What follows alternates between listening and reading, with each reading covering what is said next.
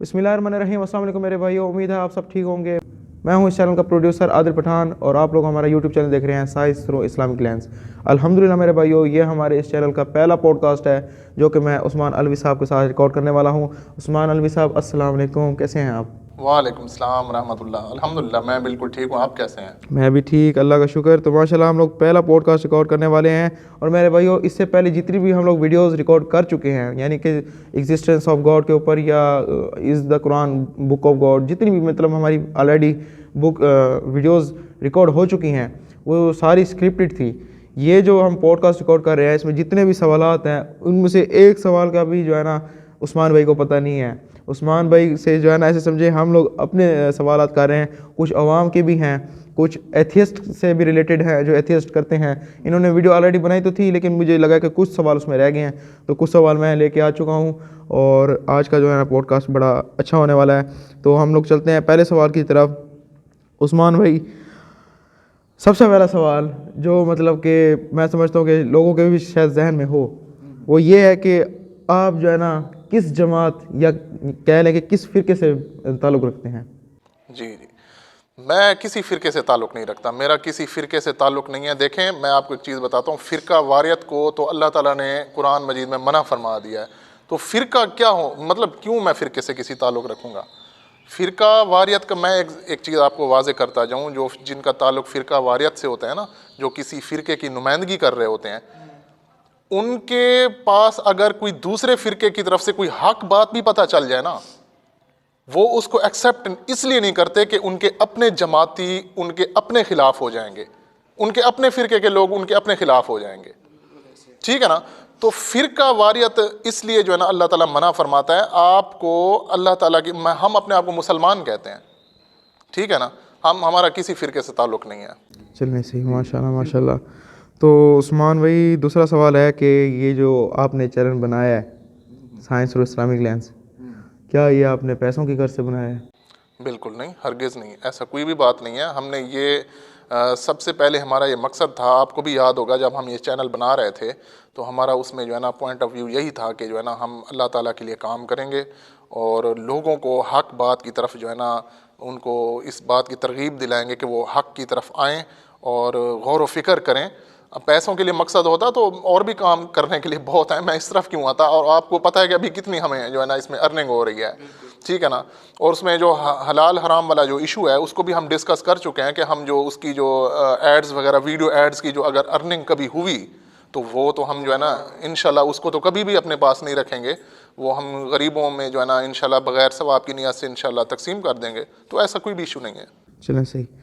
Next सवाल है आपका, मेरा आपसे है कि ये चैनल जो आपने बनाया है, क्या ये आपने इसलिए बनाया है कि आप उलमा कराम को क्रिटिसाइज़ करें?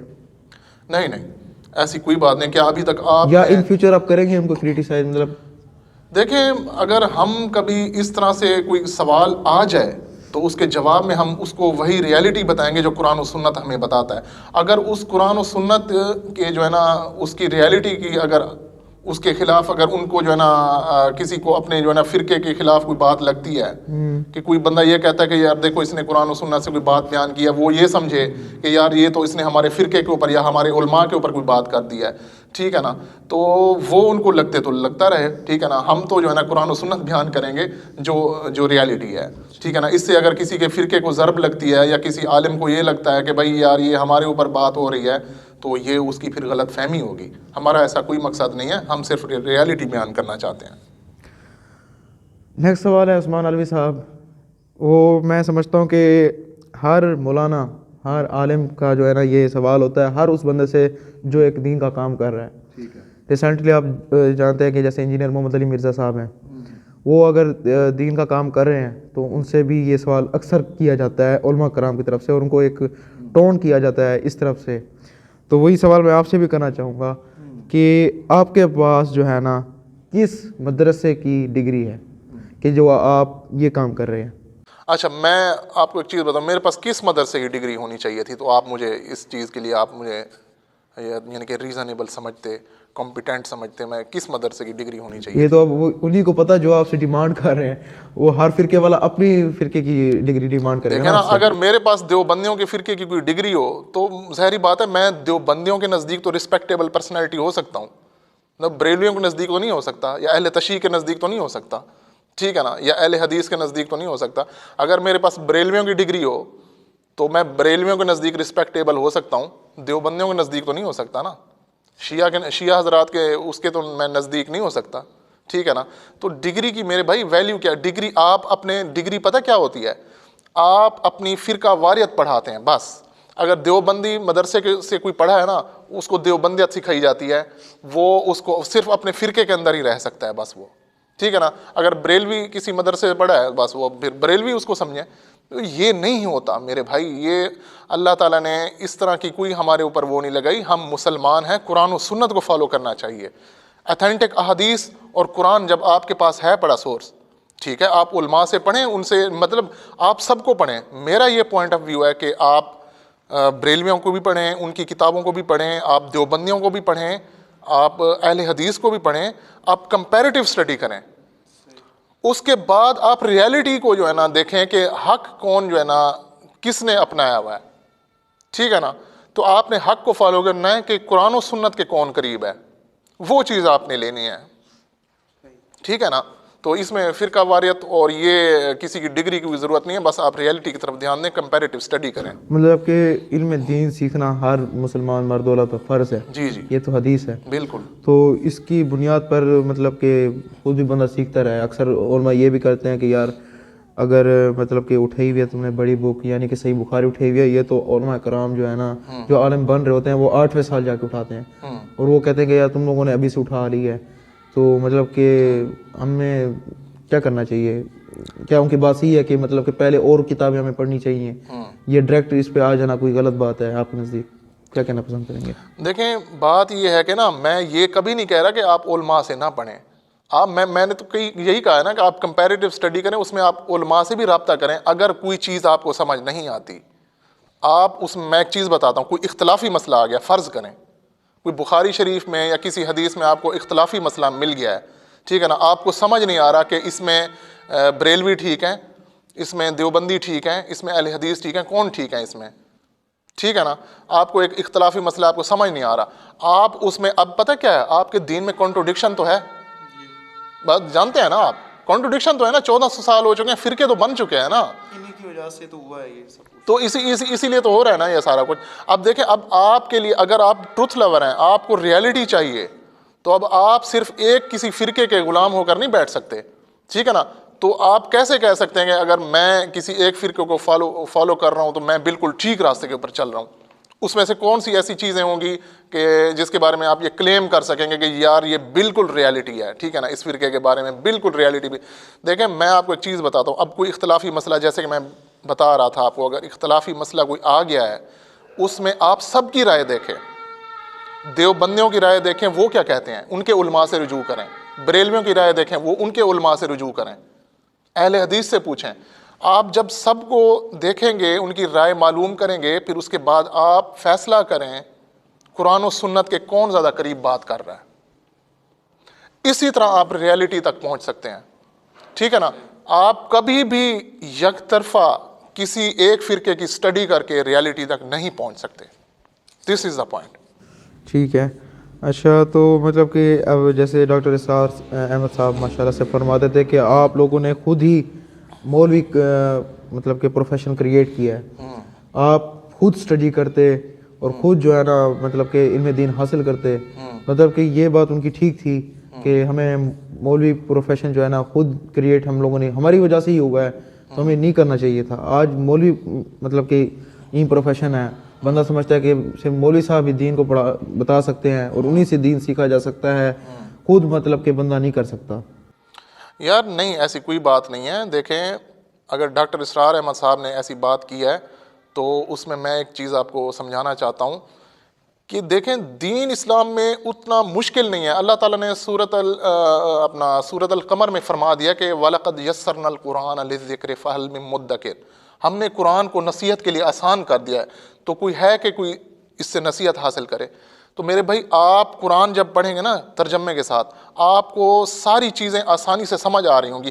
کوئی ایک موٹا مسئلہ ہے، طلاق کا مسئلہ ہے، ٹھیک ہے نا، کچھ ایسے وراثت کے مسئلے ہیں، ٹھیک ہے نا، وہ اگر آپ کو سمجھ نہ آئے تو آپ علماء سے رجوع کر سکتے ہیں. اور اس میں بھی آپ، میں نے جیسے کہ آپ کو کرائٹیریا بتایا ہے، کرائٹیریا یہ ہے کہ آپ نے سب کی جو ہے نا رائے دیکھنی ہے، بریلویوں کی بھی دیکھنی ہے، دیوبندیوں کی بھی دیکھنی ہے، ٹھیک ہے نا. آپ مطلب اس میں علماء سے رجوع کریں جو مسئلہ نہیں سمجھ آ رہا، ٹھیک ہے نا. تو اکیلے آپ کو اگر قرآن مجید آپ پڑھیں آسان ہے بہت، آپ کو تو آرام سے سمجھ آ رہا ہوگا، تو اس میں کون سی ایسی مشکل بات ہے؟ مجھے سمجھائیں آپ. ترجمے آج آپ کی آسان اردو میں ترجمے ہوئے ہیں. صحیح عثمان صاحب، ماشاءاللہ آپ نے بہت اچھا فرمایا ہے. تو نیکسٹ سوال میرا ہے آپ سے کہ کیا فرض نماز کا پڑھنا کافی ہے؟ سنتوں کو اگر چھوڑ دیا جائے تو کیا سنتوں کو چھوڑنا گناہ ہے؟ یہ اکثر کیا گیا ہے اوروں سے، میں آپ کی رائے بھی چاہتا ہوں کہ آپ بھی اس پہ اپنی رائے دیں. ہاں دیکھیں، فرض نماز پڑھنا بالکل کافی ہے، ٹھیک ہے نا. اگر سنت آپ پڑھیں تو وہ اس میں آپ کو ایکسٹرا ثواب ہے، اس کا ثواب ہے آپ کو، ٹھیک ہے نا، ثواب ملے گا آپ کے لیے، ٹھیک ہے نا. لیکن اگر اس کو چھوڑ دیا آپ نے، سنت کو کسی مجبوری کی وجہ سے، کہیں جلدی تھی، آپ صرف فرض نماز پڑھ کے چلے گئے تو آپ کی نماز ہو جائے گی، کافی ہے، ٹھیک ہے نا. یہ تو ایک مطلب کہ افضل ہے کہ سنتے ہاں پڑھیں. افضل ہے کہ ثواب کی، اگر دیکھیں نا، میں وہی چیز تو بتا رہا ہوں نا، اگر فرض نماز کے بعد آپ سنت جو ہے نا ادا کریں تو وہ اس میں ایکسٹرا ثواب ہے. لیکن یہ کبھی نہیں کوئی کہتا کہ جو ہے نا اگر فرض نماز کے علاوہ اگر سنتیں چھوڑ دیا کسی نے تو نماز نہیں ہوگی یا گناہ ملے گا. جو لوگ کہتے ہیں نا کہ گناہ ملے گا تو یہ وہ غلط بات کر رہے ہیں. گناہ کیسے ملے گا؟ حضور صلی اللہ علیہ وآلہ وسلم نے ترغیب دلائی ہے کہ سنت اگر نوافل نماز یہ ادا کرو گے تو اللہ تعالیٰ آپ کے لیے جنت میں محل تیار فرمائے گا، ٹھیک ہے نا. اس کی ایک فضیلت ہے، ان کو دیکھیں، فرض نماز کی جو کل ٹوٹل رکعات ہیں وہ 17 رکعات ہیں، ٹھیک ہے نا. اب اگر ایک نو مسلم ہو، اسے صرف عشاء کی نماز کی جو ہے نا 17 جو ہے نا رکعات پڑھنی پڑ جائیں، اور اس کے لیے آسانی آپ نہ کریں اور اس کو یہ بتائیں نہیں جی اتنی رکعات پڑھنی ہے. مجھے یہ بتائیں، آپ کیا اس نو مسلم کے لیے ایک مشکل نہیں کھڑی کر رہے؟ وہ تو سمجھے گا یار یہ تو مطلب بہت زیادہ ہے یار، برڈن آ گیا، ٹھیک ہے نا. ایک دم سے آپ نے اس کو، یہ ہوتا ہے کہ آپ کسی اب مطلب تقوی کے آپ پیک پر چلے گئے ہیں، آپ بہت مطلب اللہ تعالیٰ کو بہت رسپانسیبل ہو گئے ہیں، آپ اپنے نوافل ادا کریں، فارغ وقت میں جو ہے نا آپ اللہ تعالیٰ کو یاد کریں، نفل ادا کریں، سنتیں ادا کریں.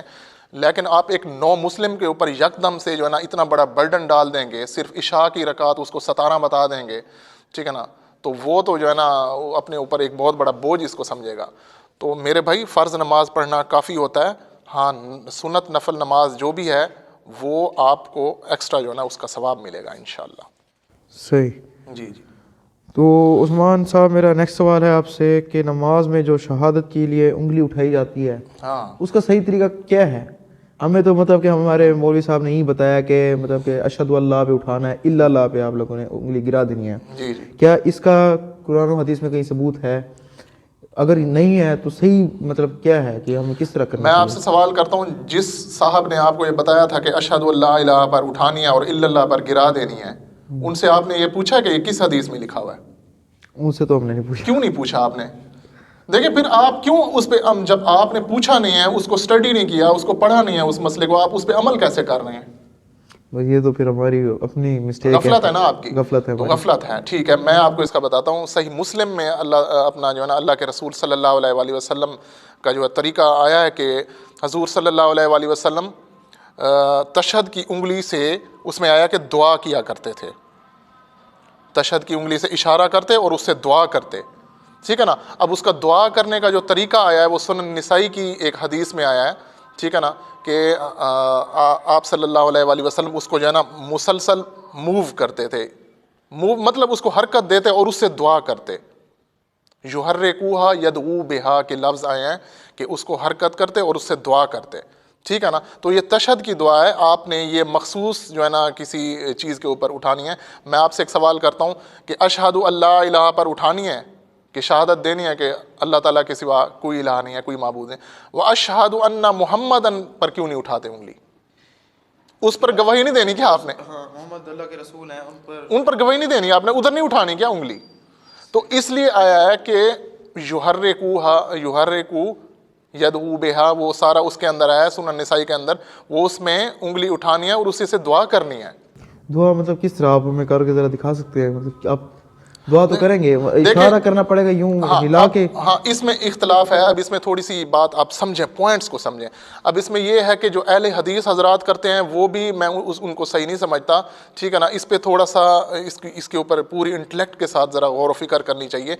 देखें, जहाँ दुआ आया ना कि हजूर सल्लल्लाहु अलैहि वसल्लम इसके साथ दुआ करते, तो ये हमारी दुआ से रिलेटेड होना चाहिए। ये मूवमेंट इसकी हमारी दुआ के साथ साथ होनी चाहिए। मतलब यूँ नहीं होनी चाहिए कि आप अल्फाज कुछ भी अदा कर रहे हैं, अत्ताहियातु लिल्लाहि वस्सलावातु वत्तय्यिबात, इसको मूव कर रहे हैं आप ऐसे, ठीक है ना, बहुत ज़्यादा मूव कर रहे हैं, तो ये ओवर हो जाता है, ओवर मूवमेंट हो जाती है, ठीक है ना। मैं जहाँ तक इस चीज़ को समझाऊँ, इसको जो है ना आप ख़ास पॉइंट्स के ऊपर, ख़ास अल्फाज के ऊपर मूव करेंगे। बात तो यही है कि बंदों को फिर तर्जमे का तो पता हो, तर्जमे का पता हो ना, इसको खास जो है ना अल्फाज के ऊपर इसकी मूवमेंट मैं आपको जैसे समझाता हूँ। अब ये आप इस तरह बैठे हैं तशहद में, ठीक है ना, अशहदु अल्ला इलाहा इल्लल्लाह, बल्कि तशहद में मैं शुरू से तशहद इसका स्टार्ट करता हूँ, अत्तहियातु लिल्लाहि वस्सलावातु वत्तय्यिबात, ठीक है ना, एक मूवमेंट हो गई। अस्सलामु अलैका अय्युहन नबिय्यु वरहमतुल्लाहि वबरकातुहू, ये जब हम उसके बाद आएगा ना अत्तहियातु लिल्लाहि वस्सलावातु वत्तय्यिबात, ठीक है ना, जब हम हजूर सल्लल्लाहु अलैहि वसल्लम पर सलामती भेज रहे होते हैं, सलाम हो आप ए नबी, और अल्लाह की रहमतें और बरकतें, उधर आपने इसको मूव करना है, ठीक है ना। अस्सलामु अलैका अय्युहन नबिय्यु वरहमतुल्लाहि वबरकातुहू, ठीक है ना। अस्सलामु अलैना व अला इबादिल्लाहिस सालिहीन, अशहदु अल्ला इलाहा इल्लल्लाहु व अशहदु अन्ना मुहम्मदन अब्दुहु व रसूलुहु। सिंपल है, ठीक है ना। ख़ास पॉइंट्स के ऊपर आपने अपनी उंगली को जो है ना मूवमेंट देनी है, इससे, क्योंकि उसमें आया ना कि इसी से हजूर सल्लल्लाहु अलैहि वसल्लम दुआ करते, इसको हरकत देते और इससे दुआ करते थे उंगली से, ठीक है ना। तो सिंपल है, पॉइंट्स के ऊपर, अल्फाज के जो है ना ख़ास अल्फाज के ऊपर इसको हरकत देनी है। ये नहीं है कि आप ऐसे यूं हिलाते रहें जैसे अहले हदीस हजरात करते हैं, ठीक है ना, वो बहुत ज़्यादा ओवर मूवमेंट हो जाती है, अजीब लगता है ज़रा, ठीक है ना। ख़ास अल्फाज के ऊपर इसकी मूवमेंट है, कहने का मकसद ये है। क्या इस जवाब से मुतमईन है आप? हाँ, ये मतलब अगर लॉजिकली देखा जाए तो यही चीज़ है ना। बाकी इसमें इसकी आप कहीं से भी हदीस उठाएं, उसकी एक्सप्लेनेशन तो नहीं है ना कहीं पर कि कितने अल्फाज के ऊपर कितनी मूवमेंट करनी है। अब इसको हमने समझना होगा ना, इस पर गौर व फिक्र करना होगा कि बात हो क्या रही है। बात हो रही है कि दुआ करनी है इससे, युहर्रिकूहा यदऊ बिहा, ठीक है ना, इससे दुआ करनी है, इसको हरकत देना, इससे दुआ करनी है। सही उस्मान भाई। और अब नेक्स्ट सवाल की तरफ आते हैं, वो ये है कि हम लोग बचपन से वितर की नमाज जो पढ़े हैं उसमें दुआ कुनूत तो ही पढ़ते हैं, अल्लाहुम्मा इन्ना नस्तईनुका व नस्तगफिरुका, ये वाली।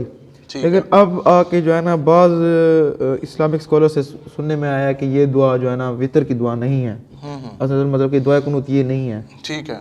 तो आप इस पर क्या कहेंगे? वाकई ये मतलब दुआ कुनूत ये नहीं है, इसमें हमें ये वाली नहीं पढ़नी चाहिए? देखें, अब मैं इसमें क्या कह सकता हूँ, ये भी एक इख्तलाफी मसला चल पड़ा है।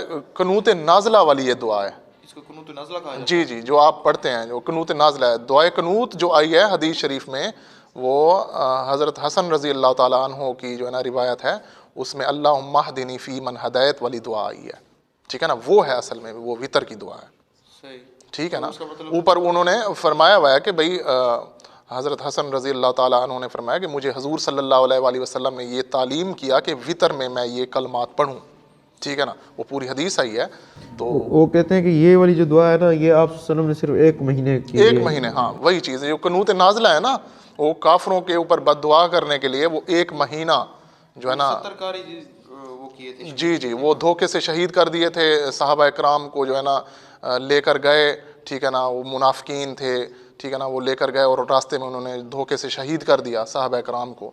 तो उन पर जो है ना हजूर सल्लल्लाहु अलैहि वसल्लम ने एक महीने तक जो है ना कनूत नाज़ला पढ़ी, जो ये आप दुआ बताते हैं, दुआ कनूत जो आप अल्लाहुम्मा इन्ना नस्तईनुका वाली दुआ बताते हैं, ठीक है ना, वो एक महीना आप सल्लल्लाहु अलैहि वसल्लम ने पढ़ी है।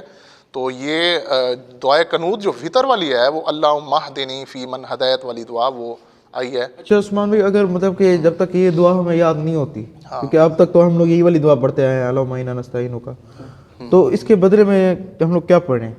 مطلب کہ کچھ لوگ کہتے ہیں کہ آپ 3 دفعہ کل پڑھ لو.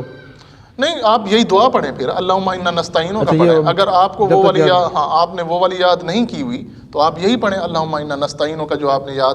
بہتر تو یہ ہے کہ آپ وطر والی وہ دعا یاد کر لیں. جب تک یاد نہیں جب تک ہوتی. یاد نہیں ہوتی آپ یہ والی پڑھیں, اور تو کوئی چیز نہ پڑھیں نا آپ. چلے صحیح ہے. جی جی.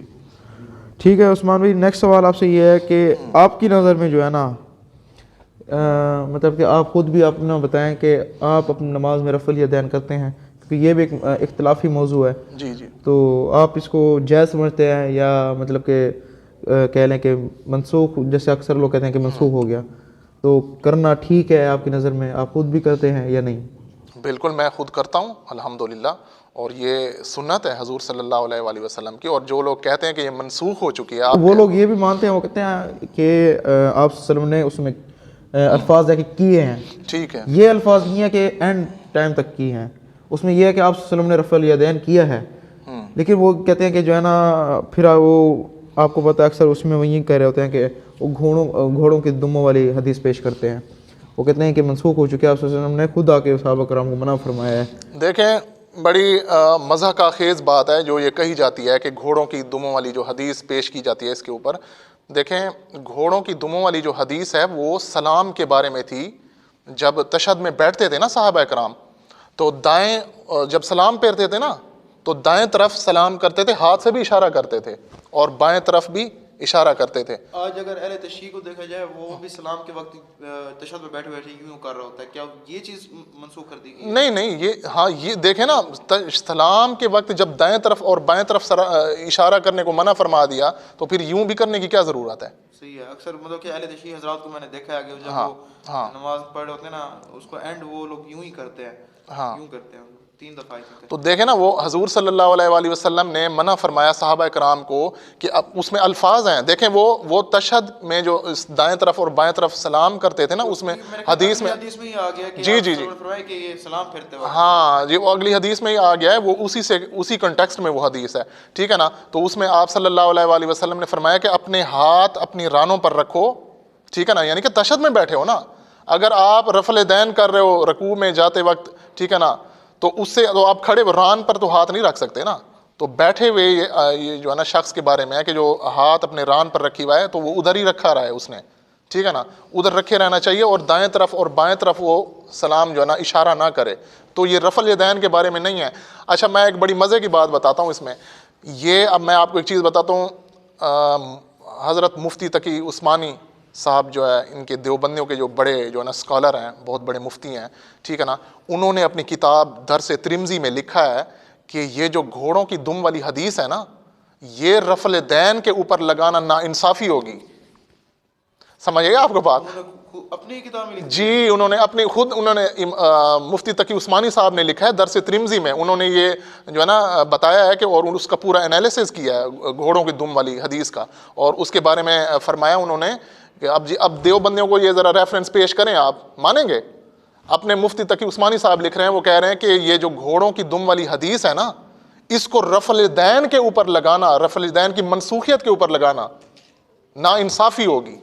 ٹھیک ہے نا, یہ مفتی تقی عثمانی صاحب فرما رہے ہیں, آپ پیش کریں یہ دیوبندیوں کو آپ. ٹھیک ہے, آپ مجھے اس کا ریفرنس دکھائیے گا. میں آپ کو ریفرنس دوں گا. میں درس ترمذی, جی میں آپ کو مفتی تقی عثمانی صاحب کی لکھی ہوئی جو کتاب ہے درس ترمذی, میں اس میں سے آپ کو جو ہے نا اس کا ریفرنس دوں گا انشاءاللہ. عثمان بھائی یہ ہے کہ جب ہم اچھا میرا ابھی جو ہے نا جواب ابھی تھوڑا کمپلیٹ ہونا باقی ہے. آپ رفع الیدین کے بارے میں آپ بات اٹھا رہے ہیں نا, دیکھیں میں ابھی احادیث کی طرف تو آتا ہی نہیں ہوں پہلے کہ اس کے اوپر اختلاف ہے یا نہیں ہے, وہ مفتی تقی عثمانی صاحب نے بھی اس کا جواب دے دیا. ٹھیک ہے, اب میں آپ سے ایک لاجیکل آپ سے کویسچن کرتا ہوں, یار جو لوگ کہتے ہیں کہ رفع الیدین منسوخ ہو چکا ہے اگر, تو عید کی نماز میں کیوں کر رہے ہوتے ہیں؟ ابھی حدیثوں کو ایک سائڈ پہ کر دیں آپ, ٹھیک ہے نا, حدیث کے اختلاف کے اوپر آتے نہیں ہیں.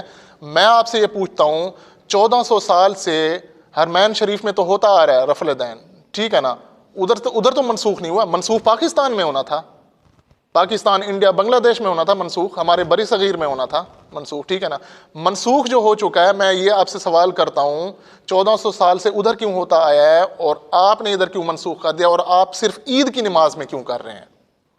مطلب آپ نے اس کو اسپیسیفک کر دیا, یعنی کہ مخصوص نماز تک اس کو محدود کیا ہوا ہے آپ نے. میں پوچھتا ہوں ہر سال جو عید کی 2 نمازیں پڑھی جاتی ہیں، بڑی عید اور چھوٹی عید، اس میں کیوں رفع الیدین کیا جا رہا ہوتا ہے؟ مجھے آپ اس کا جواب دے دیں۔ یہ تو اب جو کر رہے ہیں انہیں سے پوچھا جائے۔ دیکھیں نا، میں آپ کو ان کی بھی دلیل بتا دیتا ہوں۔ وہ کیا دلیل دیتے ہیں؟ وہ دلیل یہ دیتے ہیں، وہ کہتے ہیں دیکھیں جی کیونکہ فرض نماز سے جو ہے نا ہمیں واضح ہوتا ہے کہ رفع الیدین منسوخ ہو چکا ہے، اچھا، لیکن نفل نماز کے بارے میں کہیں نہیں ملتا۔ میں وہی چیز بتا رہا ہوں کہ دیکھیں وہ کہہ رہے ہیں کہ فرض نماز کے بارے میں ہمیں ملتا ہے کہ رفع الیدین منسوخ ہو چکا ہے، نفل نماز کے بارے میں ٹھیک ہے نا اس کے بارے میں ہمیں نہیں ملتا، تو اس لیے ہم اس کے اوپر نہیں اپلائی کریں گے۔ تو میرے بھائی یہ کیا بات ہوئی؟ یہ تو دیکھیں ایک چیز فرض نماز میں آپ سمجھ رہے ہیں کہ منسوخ ہو چکی ہے، تو اس کو آپ نفل نماز میں تو پھر ویسے ہی چھوڑنا پڑے گا نا اس کو۔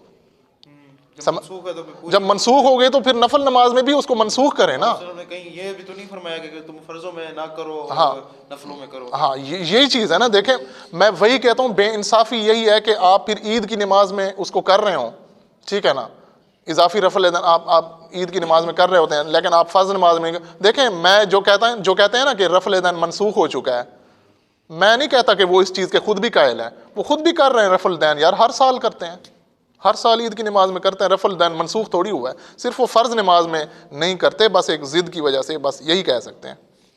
تو مطلب کہ اگر دیکھا جائے نا یہ بعض لوگ کہتے ہیں کہ امام کی ہی پیروی کرنی چاہیے، ٹھیک ہے، تو اس میں یہ ہے کہ جو 4 بڑے امام ہیں، امام مالک، امام شافعی، امام احمد بن حنبل اور امام ابو حنیفہ، تو ان کے جو ہے نا نزدیک کہتے ہیں کہ 2 کے نزدیک جو ہے نا رفع الیدین ثابت ہے، 2 کے نزدیک ثابت نہیں ہے۔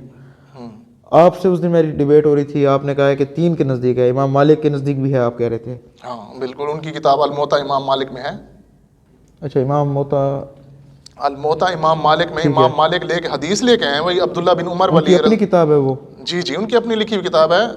امام مالک جو ہے نا رحمۃ اللہ علیہ لے کے آئے ہیں حضرت عبداللہ بن عمر رضی اللہ تعالیٰ عنہ والی وہی حدیث لے کے آئے ہیں، تو اس میں انہوں نے ذکر کیا ہے اضافی رفع الیدین کا، وہ حدیث ہے پڑھی، میں آپ کو کہیں گے تو ریفرنس دے دوں گا۔ مطلب کہ 3 امام کے نزدیک ثابت ہے؟ ہاں بالکل، 3 امام اس چیز کے قائل ہیں کہ جو ہے نا رفع الیدین کی وہ حدیث لے کے آ رہے ہیں، ٹھیک ہے نا، اور صرف امام ابو حنیفہ کے نزدیک رحمۃ اللہ علیہ کے نزدیک وہ میں سمجھتا ہوں کہ ان کی جو ہے نا اپنی کوئی لکھی ہوئی کتاب نہیں ہے۔ باقی 3 علماء کو، ان کو امام کو دیکھا جائے ان کی اپنی کتاب لکھی ہوئی ہیں، امام ابو حنیفہ کی کوئی بھی اپنی لکھی ہوئی کتاب نہیں ہے، ان کے شاگردوں کی لکھی ہوئی کتاب ہے۔ ان کے شاگردوں کی لکھی، اس میں بھی اختلاف ہے، کچھ کہتے ہیں، کچھ یہاں پر بازید ہو جاتے ہیں، وہ کہتے ہیں نہیں جی امام ابو حنیفہ رحمۃ اللہ علیہ کی جو ہے نا اپنی لکھی ہوئی کتاب ہے، لیکن اس میں اختلاف ہے، یعنی کہ ایکسیپٹیبل نہیں ہے کہ وہ یعنی کہ ان کی لکھی ہوئی ہے یا نہیں ہے، ٹھیک ہے نا، اس چیز کے اندر کنٹرڈکشن ہے، کنفرم نہیں ہے، ان کی لکھی ہوئی کوئی کتاب کنفرم نہیں ہے کہ امام ابو حنیفہ رحمۃ اللہ علیہ خود اپنی جو ہے نا کوئی کتاب لکھ کے گئے ہوں، ان کے شاگردوں نے لکھی ہیں کتابیں۔ اچھا عثمان بھائی، اکثر ہم کرتے ہیں رفع الیدین، تو کسی بندے کو اگر بتایا جائے کہ یار کوئی مطلب دینی حوالے سے اس کو ترغیب دی جائے، تو وہ پہلے جو ہے نا اپنی نظر اٹھا کے کہتا ہے کہ تم جو ہے نا ہاتھ اوپر باندھو یا نیچے۔ اگر ہم کو کہہ دیا جائے کہ بھائی اوپر باندھتے ہیں تو وہ ہمیں بالکل مطلب اسی وقت جو ہے نا وہابی کا ٹھپا دے دیتے ہیں کہ کہتے ہیں تم وہابی ہو۔ تو کیا یہ جو مطلب کہ رفع الیدین کرتے ہیں، کیا ضروری ہے کہ وہ وہابی ہیں، اہل حدیث ہیں؟ یہی غلط سوچ ہے نا۔ جس کو بھی بتایا جائے کہ مطلب ہم لوگ کرتے ہیں رفع الیدین، تو وہ کہتے ہیں تم تو وہابی ہو۔ میرے جاننے والے کئی ہیں جو مجھے جب میں نے رفع الیدین سٹارٹ کیا کرنا شروع کیا تو مجھے کہنے لگے کہ دیکھیں جی عثمان بھائی آپ وہابی ہو گئے، اہل حدیث ہو گئے۔ میں نے کہا نہیں بھائی، میں کوئی اہل حدیث۔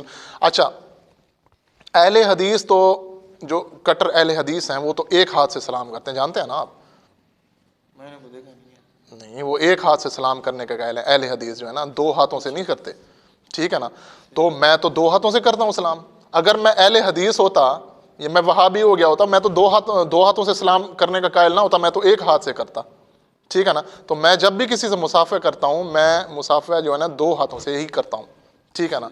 تو اس میں دیکھیں میں جی بالکل، دیکھیں یہ نہیں ہے کہ رفع الیدین اگر میں نے سٹارٹ کر لیا تو میں وہابی ہو گیا ہوں۔ اصل میں نے جو چیز آپ کو شروع میں کہی تھی نا کہ آپ حق کو اس وقت تک قبول نہیں کر سکتے جب تک آپ کسی ایک فرقے، ایک پارٹی کے آپ غلام ہوں گے، ایک انڈر ہوں گے، تب آپ کو ڈر لگا رہے گا کہ یار اگر میں نے یہ فلاں فرقے کی طرف سے اگر کوئی حق بات پتہ چل گیا، اگر میں نے اس کو قبول کر لی بیان کر دی تو اگر میں نے قبول کر لی اور بیان کر لی اور عمل کرنا شروع کر دے, میرے تو اپنے جماعتی مجھے نہیں چھوڑیں گے, ٹھیک ہے نا. جب بندہ اس ڈر سے نکل جاتا ہے نا تو پھر وہ حق کو قبول کرنے کے قابل ہو جاتا ہے. جس فرقے جہاں سے بھی اس کو حق ملے گا وہ اس کو قبول کرے گا, کیونکہ وہ کسی فرقے کا غلام نہیں ہے, اس کے اوپر کسی کی دھونس نہیں ہے. کوئی اسے بندہ آ کے یہ نہیں کہے گا کہ یار تو ہماری پارٹی کا تھا, تو نے یہ کام کیوں شروع کر دیا ہے, ٹھیک ہے نا. تو میں الحمدللہ مجھے کوئی بندہ نہیں آ کے کہہ سکتا یار تو دیوبندی تھا, یار تو بریلوی تھا, تو نے رفع دین کو سٹارٹ کر دیا. میں کہوں گا نہیں بھائی, مجھے جہاں حق نظر آئے گا میں اسے قبول کروں گا بس. نیکسٹ سوال یہ ہے کہ اکثر جو ہے نا ہمیں ایک اور بڑی چیز پر ابھارا جاتا ہے, یعنی کہ کہا جاتا ہے کہ آپ جو ہے نا آپ میں یہ خامی ہے, وہ یہ ہے کہ وہ کہتے ہیں کہ آپ جو ہے نا کسی کی تقلید نہیں کرتے, آپ جو ہے نا غیر مقلد ہیں. سوال میرا یہ آپ سے, کیا کسی بزرگ یا امام کی تقلید کرنا ضروری ہے؟ کیا مطلب انہی کو کہتے ہیں کہ کسی ایک امام کو پکڑ لو اور اسی کی پیروی کرو, تو کیا ضروری ہے کہ کسی کو پکڑا جائے؟ کیا آپ صلی اللہ علیہ وسلم نے کبھی فرمایا ہے کہ کسی مطلب کہ بزرگ کو پکڑ لینا اور اسی کی پیروی کرنا؟ کہیں آپ صلی اللہ علیہ وسلم کا یہ فرمان ہے؟ دیکھیں کیا ضروری ہے کہ ہمیں مطلب کہ تقلید کرنی چاہیے کسی امام کی؟ دیکھیں اللہ تعالیٰ قرآن مجید میں فرماتے ہیں, سمپل الفاظ کئی جگہوں پہ رہے ہیں, ٹھیک ہے نا. تو اللہ تعالیٰ فرماتے ہیں وَأَطِیعُوا اللَّهَ وَأَطِیعُوا الرَّسُولَ, اللہ اور اس کے رسول کی اطاعت کرو. اللہ کی اطاعت, اس کے رسول کی اطاعت آپ کے لیے لازم ہے. قرآن مجید آپ پڑھیں, ٹھیک ہے نا, اللہ تعالیٰ کی اطاعت کریں اور رسول اللہ صلی اللہ علیہ وآلہ وسلم. سیکنڈری ہے مطلب کہ ظاہر سیکنڈری ہے. دیکھیں اس میں صحابہ کرام خلفائے راشدین آ جاتے ہیں, آپ ان کی پیروی کریں, ٹھیک ہے نا. ان کی جو تعلیمات سنت کے مطابق آپ ان کی ساری پیروی کریں, ٹھیک ہے نا. تو یہ نہیں ہے کہ آپ اگر کسی ایک فرقے کے جو ہے نا آپ وہ بن جائیں, مقلد بن جائیں, مطلب بریلویوں کے مقلد بن جائیں, اور آپ کہیں جی ان کی تقلید کرنا یا ان کے ساتھ جڑنا ہم پہ لازم ہے. ایسی کوئی بات نہیں ہے میرے بھائی, ٹھیک ہے نا. اسی لیے کسی فرقے کا جب غلام ہو جاتا ہے نا بندہ, تو وہ ریالٹی کو ایکسیپٹ نہیں کر پاتا, ٹھیک ہے نا. تو جب کسی فرقے کا غلام نہیں ہوگا تو وہ پوری طرح قرآن و سنت کو جو ہے نا اس کو رسپانسیبل ہوگا, اس کے لیے کام کر سکے گا, اس کو ایکسیپٹ کر سکے گا, ٹھیک ہے نا.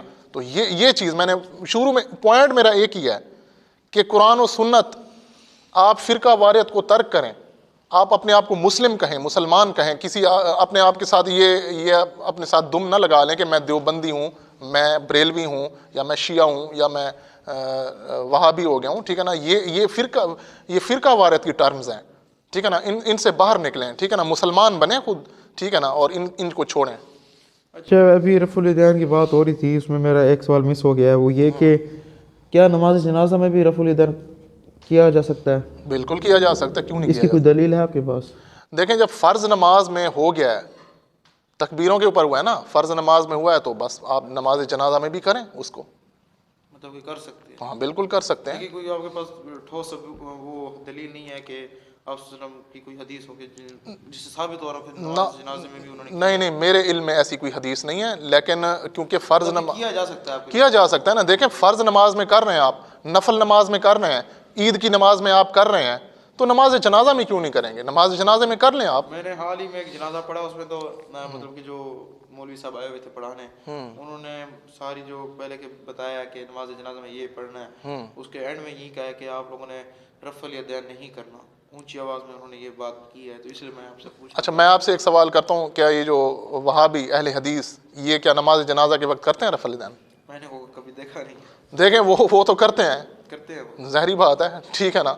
تو وہ کرتے ہیں بس, ٹھیک ہے. اس کا مطلب ہے ان دلیل, تو اگر آپ کہتے ہیں نا کہ حدیث کوئی نہیں ہے کہ نماز جنازہ میں رفع الیدین کیا جائے, ٹھیک ہے نا, تو اگر وہابی کرتے ہیں تو دلیل تو وہ وہیں سے لے رہے ہیں نا, دلیل وہیں سے لے رہے ہیں کہ فرض نماز میں کیونکہ ہے, آپ نفل نماز میں بھی پڑھ رہے ہیں, نفل نماز میں بھی آپ رفع الیدین کر رہے ہیں, عید کی نماز میں بھی کر رہے ہیں آپ رفع الیدین کر رہے ہیں, ٹھیک ہے نا. عید کی نماز میں تو ویسے سارے کرتے ہیں, ٹھیک ہے. تو جب کر رہے ہیں تو پھر نماز جنازہ میں بھی کوئی مسئلہ نہیں ہے. کیا نماز جنازہ میں 5 تکبیرات پڑھی جا سکتی ہیں؟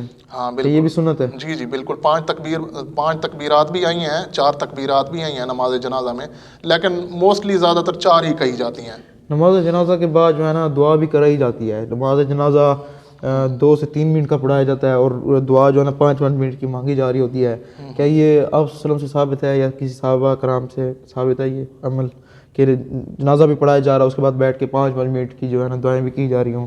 اکثر میں نے یہ جنازے ایسے بھی دیکھے ہیں جو ہے نا جنازہ پڑھ لیا ہے، پہلے ایک مولوی صاحب دعا کرواتے ہیں، وہ آمین کرتے ہیں، پھر کسی دوسرے کو کہا جاتا ہے وہ کرواتا ہے، وہ آمین کرتا ہے، پھر کسی تیسرے کو کہا جاتا ہے وہ آمین کرتا ہے، اس کے بعد جا کے جو ہے نا اس کو اٹھایا جاتا ہے. نہیں اتنا لمبا چوڑا جو ہے نا پروسیس اتنا نہیں ہے. دیکھیں کیا جاتا ہے وہ میں آپ کو ایک چیز بتاؤں اسپیسیفکلی، وہ جو ہے نا بریلوی حضرات اس میں زیادہ وہ کرتے ہیں. اور ہاں وہ دیکھیں اس وقت تو دعا چلیں کرنی چاہیے جب آپ اس کو دفنا دیں، ٹھیک ہے نا. کیا نماز جنازہ مطلب خود بھی تو ایک دعا ہی ہے نا. ہاں دعا ہے نا. دیکھیں اس میں آپ اللہم اغفر لحینا و میتنا وہ دعا پڑھتے ہیں، وہ ساری اس کے لیے دعا ہے نا. آپ میت کے لیے پڑھ رہے ہوتے ہیں، دعائیں پڑھ رہے ہوتے ہیں نا اس میں ساری. ٹھیک ہے، الگ سے دعا مانگنا اگر آپ چاہتے ہیں تو وہ اس وقت ثابت ہے کہ جب آپ اس کو جو ہے نا دفنا دیں، ٹھیک ہے نا. باڈی کو جب دفنا دیں، قبر میں اتار دیں، ادھر پھر جو ہے نا مٹی وغیرہ ڈال کے تو آپ ادھر دعا کر سکتے ہیں. ٹھیک ہے نا. یہ بریلوی حضرات کرتے ہیں کہ جو ہے نا نماز جنازہ ادا کرتے ہیں، پھر کئی دیر جو ہے نا لمبی لمبی دعائیں مانگتے رہتے ہیں. ٹھیک ہے نا. یہ اس طرح کی کوئی بات اس طرح سے وضاحت کے ساتھ پوری ثابت نہیں ہے. چلیے صحیح. جی. اچھا اپنا عثمان بھائی نیکسٹ سوال میرا ذرا سمپل سا ہے، وہ یہ کہ کیا مطلب کہ نوکری کے لیے اگر کوئی بندہ نوکری اپلائی کرنے جاتا ہے اور وہ اس کا اہل بھی ہوتا ہے کہ مطلب اس کا کسی چیز میں کوئی کمی نہیں ہوتی، لیکن وہ سامنے والے پھر بھی یہ ڈیمانڈ کرتے ہیں کہ ان کو رشوت دی جائے، ٹھیک تو ہے. کیا اس موقع کے اوپر رشوت دینا ٹھیک ہوگا؟ مطلب وہ اہل بھی نہیں ہوتا اس کا اور پھر بھی وہ رشوت دے رہا ہو. نہیں اہل ہے کہ اس کو نوکری ملے وہ، ٹھیک ہے. لیکن وہ سامنے والے پھر بھی ان کی ایک مطلب یہ ڈیمانڈ ہوتی ہے کہ بے شک اہل ہو لیکن تمہیں رشوت دینی پڑے گی، تو کیا ایسے موقع پہ رشوت دینا صحیح ہے یا غلط؟ ہاں یہ دیکھیں بڑا مشکل سوال آپ نے کیا میرے سے، اور بڑے احتیاط سے اس کا جواب دینے کی ضرورت ہے، کیونکہ دیکھیں مجھے سچی بات تو ایک مجھے اپنی آخرت کی مجھے بھی فکر ہے. ٹھیک ہے نا. میں یہ ایسی بات کبھی بھی کوئی نہیں کرنا چاہتا جس میں کسی کو غلط گائیڈ لائن مل جائے.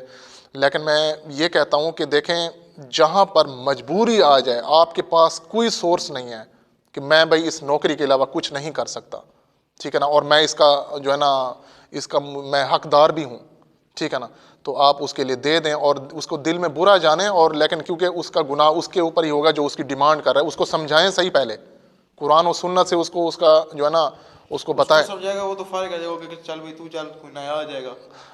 بس وہی چیز ہے نا کہ بھائی آپ مجبوری میں دینے کے بعد ترغیب دیں گے تم نے صحیح کام نہیں کیا. ظاہر ہے آپ نے اس کو کچھ سنانا تو ہے نا، کچھ کہنا تو ہے، آپ نے خوشی تو یہ کام نہیں کرنا نا. لیکن ایک چیز آپ سمجھ لیں کہ رشوت نہیں دینی چاہیے، رشوت دینا بالکل ٹھیک نہیں ہے. لیکن جہاں پر آپ کی کوئی ایسا مسئلہ بن گیا، آپ کے حقوق بھی اب دبائے جا رہے ہیں، مطلب آپ نے بجلی کا اپنا جو ہے نا میٹر لگوانا ہے، ٹھیک ہے نا، گیس کا میٹر لگوانا ہے، ٹھیک ہے نا، آگے بیٹھے ہیں مچھندر جو ہے نا وہ کہتے ہیں رشوت کے بغیر ہم جو ہے نا کام نہیں کریں گے آپ کا، ٹھیک ہے، بالکل نہیں کریں گے. آپ اپنی پوری کوشش کریں کہ رشوت کے بغیر اس کو آپ کروا لینے میں کامیاب ہو جائیں، کسی بڑے سے سفارش کروا لیں.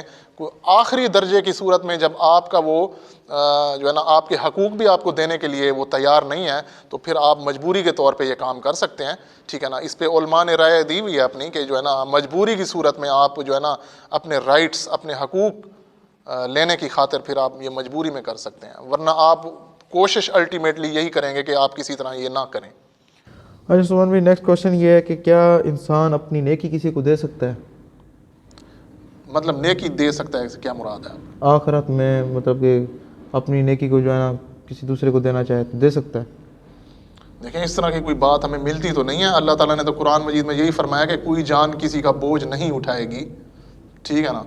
تو اگر کسی کو نیکی کی اس وقت ضرورت ہوگی اور وہ اپنے دوست سے کہے گا یار مجھے اپنی کچھ نیکیاں مجھے دے دے، میری کوئی بخشش ہو جائے، ٹھیک ہے نا، ایسا تو مجھے نہیں لگتا بالکل پاسبل ہے، کیونکہ اللہ تعالیٰ نے کلیئر کٹ فرما دیا ہے کہ کوئی جان کسی کا بوجھ نہیں اٹھائے گی. اگر کوئی گناہ گار ہوگا تو وہ کسی سے نیکیاں لے کر جو ہے نا کسی جنت میں نہیں جا سکتا بالکل بھی، ٹھیک ہے نا. اسے اپنے گناہوں کی سزا بھگتنی ہوگی، یا اللہ تعالیٰ چاہے تو اسے معاف کر دے، ٹھیک ہے نا.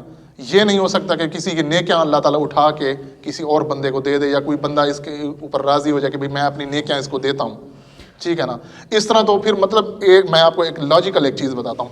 اب ایک کافر ہے اور ایک مسلمان ہے، یہ دونوں دوست ہیں آپس میں، ٹھیک ہے نا، فرینڈ شپ ہے، ٹھیک ہے نا. میں ایک چیز بتاتا ہوں یار، وہ ان کو آپس میں جتنی انہوں نے کوشش کی کہ وہ جو ہے نا اس کا کافر دوست جو ہے نا وہ مسلمان ہو جائے، لیکن وہ نہیں ہوا. اینڈ میں اس نے کہا یار اچھا تو دوست میرا دنیا میں تو بڑا اچھا دوست ہے، اینڈ میں یہی کروں گا، آخرت میں میں اپنی نیکیاں تجھے دوں گا، شاید اللہ تعالیٰ تجھے بخش دے. کیا آپ سمجھتے ہیں ایسا ہو سکتا ہے؟ काफिर तो काफिर है, उसने तो कुफर किया हुआ है, कलमा ही नहीं एक्सेप्ट किया, कलमा ही नहीं, उसने कलमा ही नहीं पढ़ा और वो मुशरिक है, ठीक है ना, बुत परस्त है, क्या है वो, ठीक है ना। तो अल्लाह ताला के हुजूर ऐसे कैसे हो सकेगा कि वो मुसलमान जो है ना अपनी नेकियां उसको दे दे, ठीक है ना, उसका जो मुसलमान दोस्त था वो उसको नेकियां दे दे और वो जो है ना काफिर जो है ना बख्शा जाए, ऐसे नहीं हो सकता। अल्लाह ताला ने फरमा दिया कोई जान किसी का बोझ नहीं उठाएगी। अच्छा उस्मान भाई, नेक्स्ट सवाल आपसे ये है कि शिया हजरात जो पत्थर की टिक्की रखते हैं सामने, उस पर सजदा करते हैं, तो मतलब कि क्या ये तरीका सही है, क्या ऐसा करना ठीक है आपकी नज़र में? यार देखें गुलू किया हुआ है ना यार हर चीज़ में, देखें अपनी मर्जी की चीज़ें डाली हुई हैं, कोई हमें रेफरेंस आप दे दें हमें, वो उससे दलील ये लेते हैं कि भाई सजदा होना चाहिए सिर्फ मट्टी के ऊपर होना चाहिए, ठीक है ना। तो यार वो कहते हैं करबला की शायद मट्टी है, वो तो ऐसे क्लेम करते हैं, वही क्लेम कर रहे हैं ना कि उसी मट्टी के ऊपर होना चाहिए, ठीक है ना। अच्छा मतलब ये गुलू ही किया हुआ है उन्होंने। और अब मुझे आप ये बताएं, ये सारी चीज़ें गुलू के ऊपर तो मबनी हैं कि वो या अली मदद कहें, ठीक है ना, नऊज़ बिल्लाह, ठीक है ना। मुझे कोई चीज़ कोई रेफरेंस दें आप, ठीक है ना। लोग तो पता नहीं क्या क्या क्लेम किए हुए हैं, तो किस किस बात को हम वो करेंगे, ठीक है ना। अच्छा उस्मान भाई, नेक्स्ट सवाल ये है कि नमाज़ों को तरतीब के साथ पढ़ना ज़रूरी है? हाँ बिल्कुल, मतलब कि जैसे कुरान में आ गया कि मुकर्रर वक्त पर, हाँ कुरान में आया कि नमाज मोमिनीन के लिए मुकर्रर वक्त के ऊपर जो है ना फ़र्ज़ है, तो उनको मतलब कि वक्त पे ही पढ़ना चाहिए? हाँ वक्त पे पढ़ना चाहिए, बिल्कुल सही है। अच्छा नमाज को क्या मतलब हाफ बाजू के साथ पढ़ा जा सकता है? हाफ बाजू वाली टी शर्ट पहनी हुई है, उससे नमाज हो जाती है? हाँ हो जाती है, लेकिन कांधे आपके जो है ना पूरी तरह से वो हों, शोल्डर आपके वो कांधे हुए होंगे, कवर मतलब यहाँ तक होती है हाँ ना? उसमें कोई मसला नहीं है। टी शर्ट भी ऐसी होनी चाहिए जिसमें कोई तस्वीरें ना लगी हुई हों, ठीक है ना, कार्टून बड़े बड़े ना लगे हुए हों उसमें, टी शर्ट भी कोई तमीज़ के दायरे में होनी चाहिए, ठीक है ना। तो नमाज उसमें कोई मसला नहीं है कि हाफ अगर अच्छा बाजू ये अभी आपके सवाल में से एक सवाल निकल आया जवाब में से, वो ये कि अगर मतलब के अंदर एक टी शर्ट पहनी हुई है, ठीक है, उसमें ऊपर तस्वीर बनी हुई है, लेकिन ऊपर कह ले कि जर्सी पहनी हुई है, कोट पहना हुआ है, तो फिर बंदा नमाज पढ़ता है, नमाज हो जाएगी उससे? देखिए मैं वही कह रहा हूँ ना, तस्वीर वाली नहीं होनी चाहिए ना, तस्वीर वाली चाहे वो अंदर है या बाहर है, होनी ही नहीं चाहिए। तस्वीर नहीं होनी चाहिए ना। देखें वो एक रिस्पेक्ट के मकाम पे आ जाती है। आप ठहरे हुए हैं, अगर आपके पीछे बंदा ठहरा हुआ है या आपकी टी शर्ट के पीछे तस्वीर लगी हुई है, ठीक है ना, वो उसके सामने तो आ रही है ना तस्वीर, ठीक है ना। हाँ अगर नीचे हो तस्वीर, फर्श के ऊपर हो, कहीं पड़ी हो, यानी कि इज्जत वाले किसी रिस्पेक्टेबल मकाम के ऊपर ना हो, फिर ठीक है कोई मसला नहीं है। आपके पास तो इधर कोई तस्वीर नहीं होनी चाहिए ना, ऊपर टी शर्ट में कोई तस्वीर नहीं होनी चाहिए, कोशिश आपकी यही होनी चाहिए। अच्छा उस्मान भाई, रफुल यदैन के ऊपर एक फिर से सवाल वैसे मिस हो गया, वो मैं आपसे फिर से करना पसंद आप करूंगा। एक क्या 10 सवाल करें यार वो इसमें। ये है कि चले आपके नज़दीक तो ठीक है, जायज़ है, और देखें नहीं बात सुने, मेरे नज़दीक ना कहें आप, मेरे नज़दीक भी है।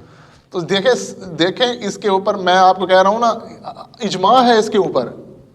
हनफी भी कर रहे हैं ना, ईद की नमाज में कर रहे हैं ना, रफल दैन वो कर तो रहे हैं, वितर में भी कर रहे हैं, वितर में भी कर रहे हैं, ईद की नमाज में भी। मैं कह रहा हूँ इजमा है रफल दैन चले के ऊपर। मेरा सवाल ये है कि अच्छा चले जो बंदा नहीं करता, हाँ। क्या उसकी भी नमाज हो जाती है? हाँ देखें नमाज हो जाएगी बिल्कुल। अल्लाह के ये अल्लाह के हुजूर है ना, कि अल्लाह ताला उसकी नमाज कैसी किस क्वालिटी की अल्लाह ताला के हुजूर उसकी नमाज है, किस क्वालिटी की है, ठीक है। ये देखें एक चल रहा है एक बंदा, वो तो लंगड़ा के अगर चल रहा है, उसके टांग में कोई मसला है, चल तो वो भी रहा है लेकिन लंगड़ा के चल रहा है ना, ठीक है ना। उसे ये तो नहीं कहते कि वो चल नहीं रहा, चल रहा है लेकिन क्या है, लंगड़ा के चल रहा है। अगर आप सुन्नतें तर्क करते जाएंगे और नमाज पढ़ेंगे, नमाज तो हो जाएगी आपकी, लेकिन किस क्वालिटी में होगी, अल्लाह ताला के हुजूर उसका क्या, उसका मतलब अल्लाह ताला उसका किस तरह उसका अजर देगा, कितना अजर देगा, कितना % उसका अजर होगा, ठीक है ना। ये तो अल्लाह ही बेहतर जानता है ना। नमाज तो हो जाएगी, इसमें तो कोई मसला नहीं है। जी जी। अच्छा उस्मान भाई, नेक्स्ट सवाल जो है ना बड़ा ही मेरे लिए इंटरेस्टिंग है।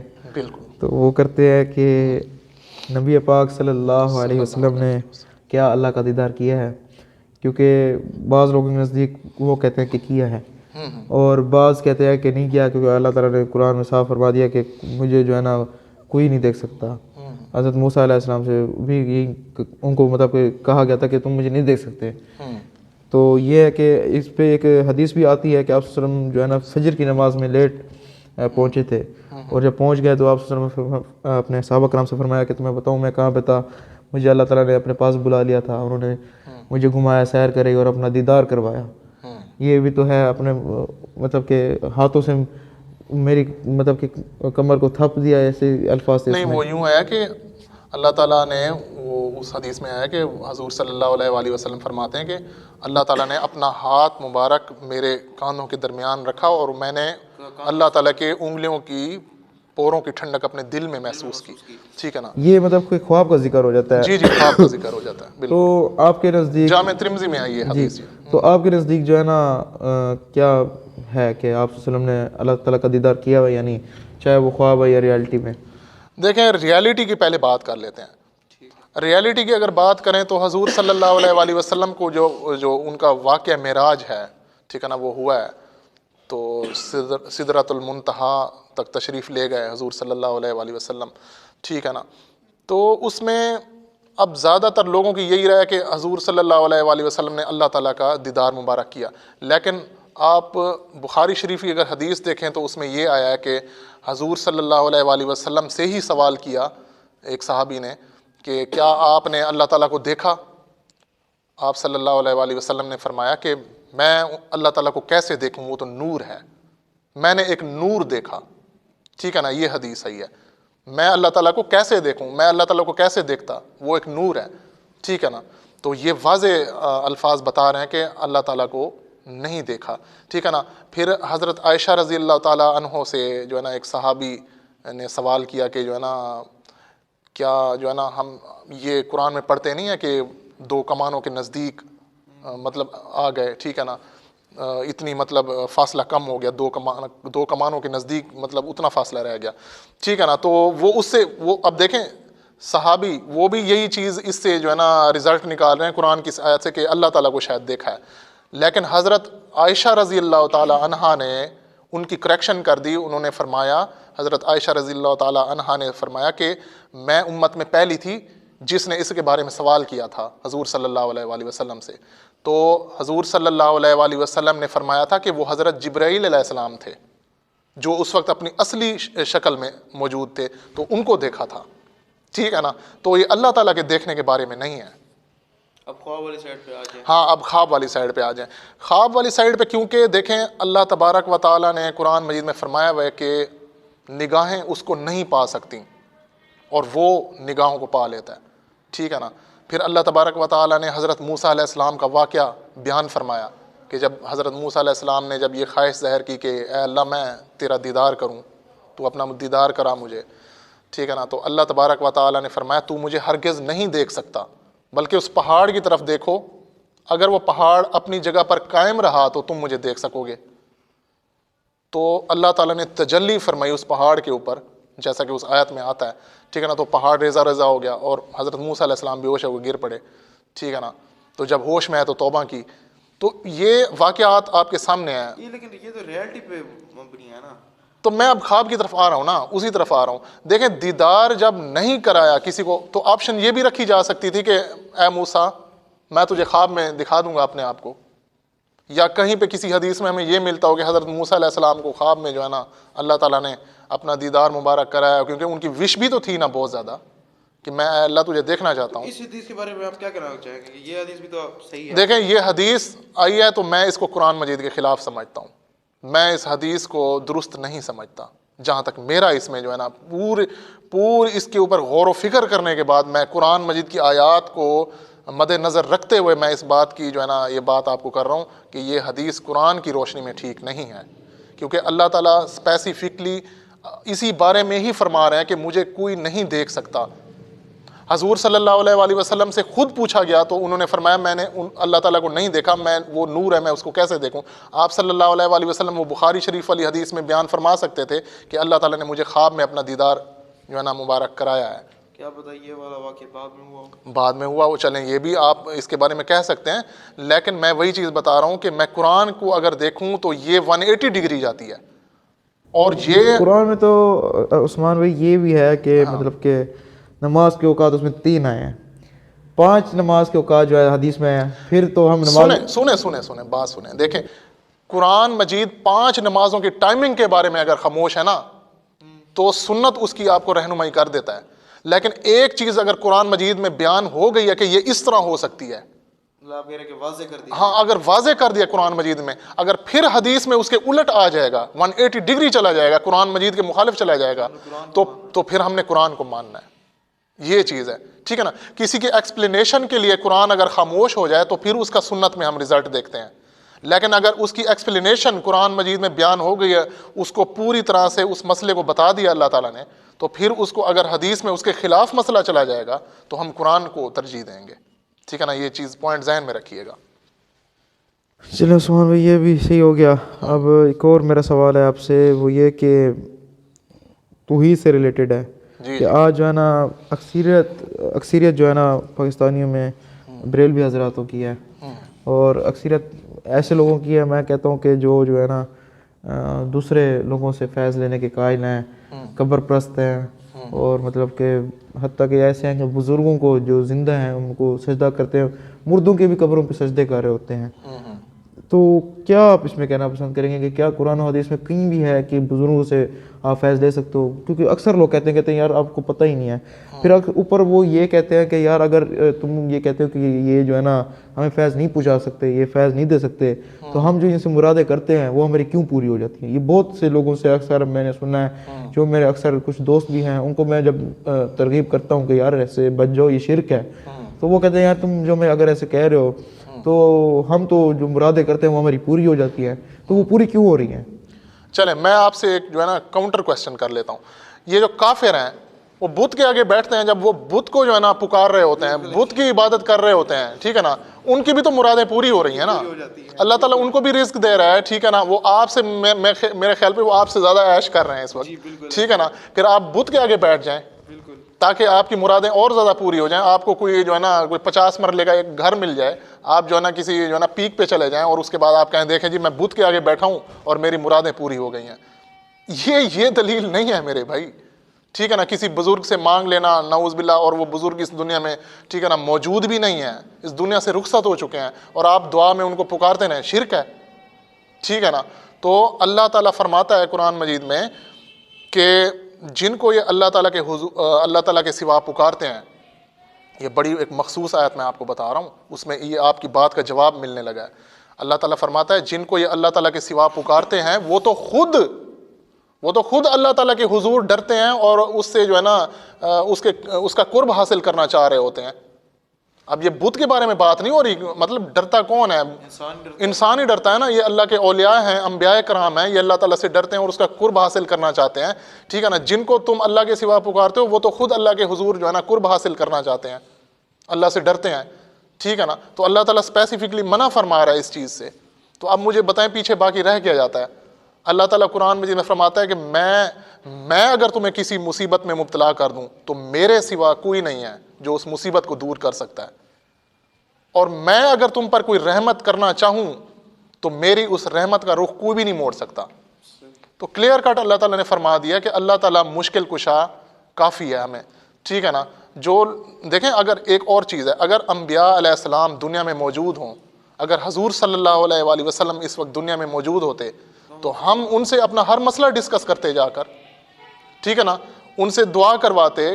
ہاں نیک بندے سے دعا کروانا وہ اور چیز ہوتی ہے کہ آپ کسی نیک بندے کے پاس چلے جائیں کہ یار تم ہمارے لیے اللہ کے اچھے بندے ہو، تم ہمارے لیے جو ہے نا دعا کر دو اللہ تعالیٰ سے. ابھی حال ہی میں میرے جو ہے نا ایک بندے سے بات ہوئی ہے، وہ ایسے کہہ رہا تھا، وہ کہتا ہے یار آپ اس طرح کیا کرو کہ آپ جایا کرو دربار پہ، تو جو ہے نا قبر کے سامنے کھڑ کے یہ دعا کیا کرو کہ اللہ یہ جو آپ کے بزرگ دفن ہے جنہوں نے اپنی پوری زندگی آپ کے جو ہے نا آپ کے لیے وقف کر دیا ہے، ان بزرگ کے وسیلے سے جو ہے نا مجھے فلانی چیز عطا کر. تو کیا مرے ہوئے کا بھی وسیلہ دیا جا سکتا ہے؟ بھائی کوئی قرآن و سنت سے یہ چیز ثابت نہیں ہے کہ مرے ہوئے کا وسیلہ آپ دے کر آپ اللہ تعالیٰ سے ڈائریکٹ کیوں نہیں دعا مانگتے؟ دیکھیں درود شریف پڑھ کے آپ دعا مانگیں، وسیلہ تو ہے پڑھا نا آپ کے پاس. حضور صلی اللہ علیہ وآلہ وسلم درود شریف پڑھیں، آپ دعا مانگیں، اس کے بعد اللہ تعالیٰ آپ کی دعا قبول کرنے والا کافی ہے. اللہ تعالیٰ پہ ٹرسٹ کریں نا. یہ کون سا طریقہ ہے کہ آپ کسی قبر پہ جا کر چلے جائیں اور کہیں کہ یہ جو ہے نا، اصل میں اس میں یہ چیز بھی چلے اس حد تک بھی ٹھیک ہے کہ آپ اس قبر والے کو تو نہیں پکار رہے، دعا تو اللہ ہی سے مانگ رہے ہیں، ٹھیک ہے، بس دعا اللہ ہی سے مانگنی ہے، ٹھیک ہے. اصل چیز یہی ہے کہ دعا اللہ سے مانگنی ہے. وسیلہ والا کنسیپٹ ضروری تو نہیں ہے میرے. دیکھیں میں تو نہیں سمجھتا کہ وسیلہ والا کنسیپٹ کون سا وسیلہ والا وسیلہ جو ہے. اکثر لوگوں کے نزدیک یہ کہ کہتے ہیں یار اللہ سے ڈائریکٹ، ہاں وہ تو یوں پھر باتیں کرنا پڑتے ہیں یار اللہ سے، یہ ہم ان سے مانگیں گے، مولا علی سے مانگیں گے، وہ جو ہے نا اللہ سے لے کے ہم بھی دیں گے. میرے بھائی قرآن کیسے مانگ سکتے ہیں؟ نہیں قرآن مجید میں جو اللہ تعالیٰ نے آپ کو دعائیں سکھائی ہیں وہ ٹوٹل اللہ تعالیٰ سے ڈائریکٹ ہی مانگی جا رہی ہیں. اللہم ربنا آتنا فی الدنیا حسنہ وفی الآخرۃ حسنہ وقنا عذاب النار. ٹھیک ہے نا, یہ دعا آپ اللہ تعالیٰ سے ڈائریکٹ ہی مانگ رہے ہیں نا. اور انہی مولا علی کا اپنا جو 5 ٹائم کی آپ نماز پڑھتے ہیں اس میں آپ الحمد شریف پڑھتے ہیں, اس میں بھی دعا ہے نا, وہ بھی تو آپ اللہ تعالیٰ سے ڈائریکٹ مانگ رہے ہیں نا. کون سا وسیلہ آپ پیش کر رہے ہیں؟ وسیلہ جس چیز کی ریالٹی کا نام ہے وسیلہ, وہ یہ ہے کہ کسی نیک آدمی کے پاس آپ چلے جائیں. اگر آپ دعا کروانا چاہتے ہیں کہ آپ سمجھتے ہیں کہ یہ اللہ تعالیٰ کا نیک بندہ ہے, یہ اگر ہمارے لیے دعا کر دے گا تو اللہ تعالیٰ اس نیک بندے کی دعا قبول کر لے گا. تو آپ اس نیک بندے کے پاس جائیں اور دعا کروائیں, یہ اس حد تک وسیلہ ہے.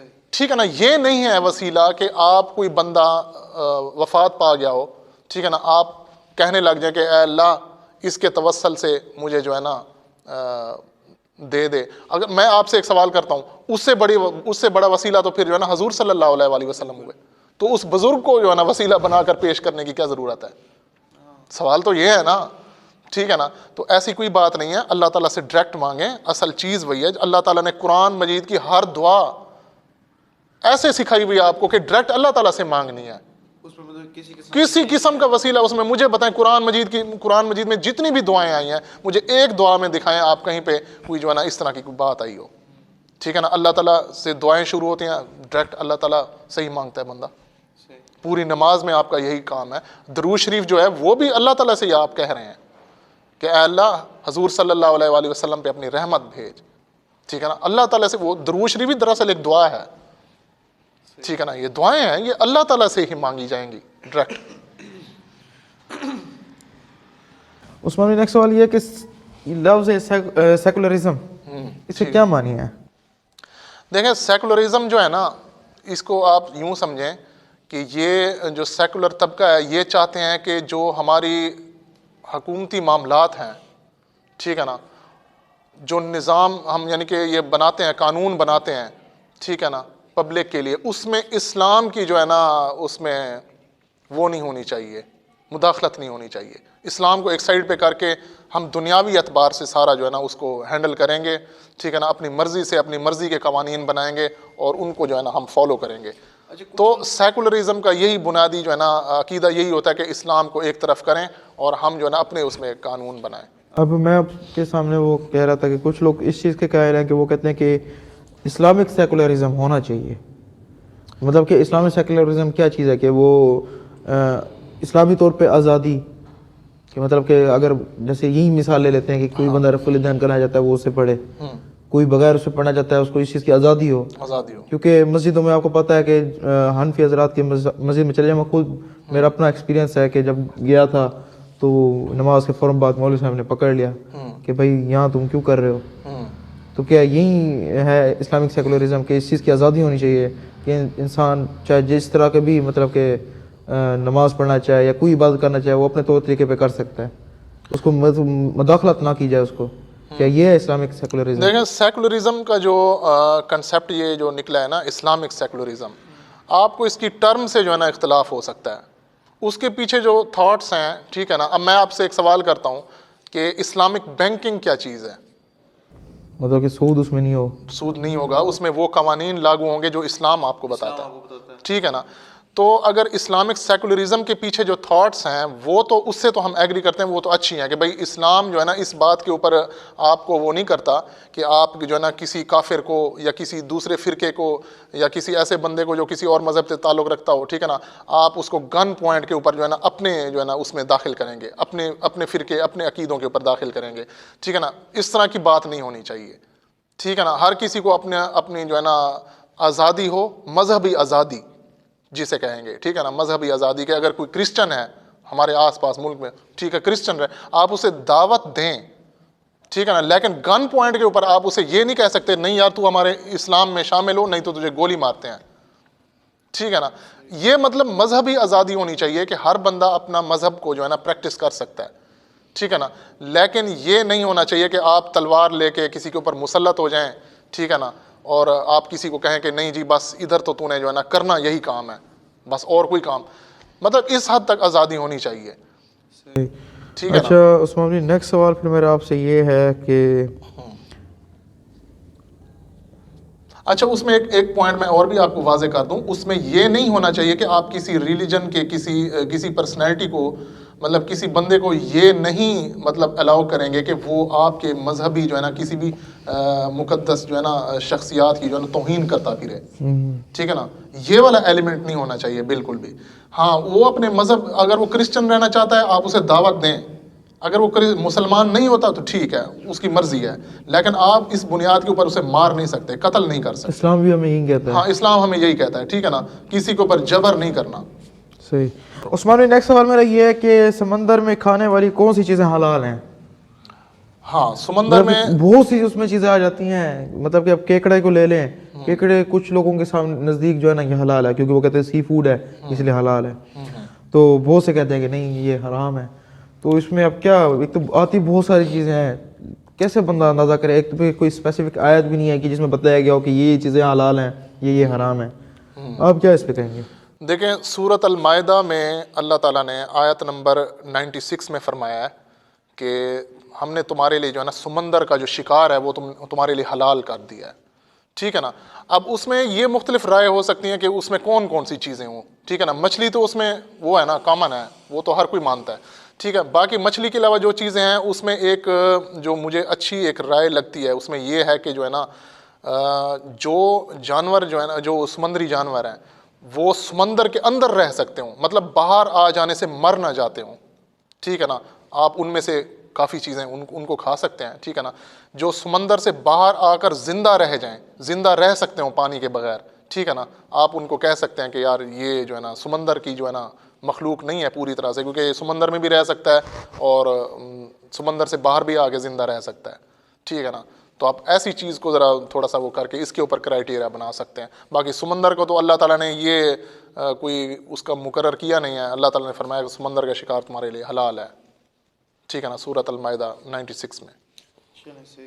اس میں یہ ہے کہ کراہت والی بات ہو سکتی ہے نا کہ کسی چیز کو آپ کو کھانے سے کراہت محسوس ہوتی ہو کہ کوئی چیز آپ, اور دوسری چیز آج تو سائنس بھی آپ کو جو ہے نا اس میں گائیڈ لائن دے سکتی ہے کہ کسی چیز کے سمندر کے کسی چیز کے کھانے سے آپ کو کیا یعنی کہ فزیکلی کوئی نقصانات اس کے ہو سکتے ہیں, ٹھیک ہے نا. اس میں بھی آپ دیکھ سکتے ہیں, ٹھیک ہے نا. آج آپ کو میڈیکل سائنس بھی اس حوالے سے انشاءاللہ وہ گائیڈ کر سکتی ہے ماشاءاللہ, ٹھیک ہے. اچھا عثمان بھائی نیکسٹ کوشچن یہ ہے میرا کہ حدیث میں آیا ہے کہ آدم کو اللہ نے اپنی صورت میں بنایا, لیکن قرآن میں ہے کہ اللہ تعالیٰ فرماتا ہے کہ میری مثال کوئی نہیں, یعنی کہ اللہ کی مثال ہی کوئی نہیں. تو یہ اب اس میں آپ کیا کہنا چاہیں گے؟ دیکھیں جس چیز کی ایکسپلینیشن کسی کے پاس بھی نہیں ہے نا, میں اس کے بارے میں خاموش رہنا چاہتا ہوں. آپ کسی اسکالر سے یہ والی حدیث میں نے پڑھی ہوئی ہے, یہ آپ کسی اسکالر سے پوچھیں نا حدیث تو وہ اس کی مختلف طرح کی تعویلات بتائیں گے. کوئی ایک اسپیسیفک رائے نہیں ہے اس کے اوپر, ٹھیک ہے نا. کوئی بندہ اپنی بات کرے گا, کوئی بندہ اپنی بات کرے گا, ٹھیک ہے نا. اچھا بڑی مزے کی بات یہ ہے کہ اس کی ایکسپلینیشن حدیث کے اندر بھی نہیں آئی کہ اس کے بارے میں مطلب اس کے کہنے کا کیا مطلب ہے. تو جس کی ایکسپلینیشن نہیں ہے ہمارے پاس اس کو آپ اس میں آپ خاموش رہیں, کیونکہ دیکھیں نا یہ اللہ تعالیٰ کے بارے میں بات ہو رہی ہے. اللہ تعالیٰ فرماتا ہے کہ اس کی اللہ تعالیٰ کی مثل تو کوئی چیز ہی نہیں ہے, ٹھیک ہے نا. تو ہمیں اس معاملے میں خاموش ہونا چاہیے کیونکہ اس کی ایکسپلینیشن نہیں ہے.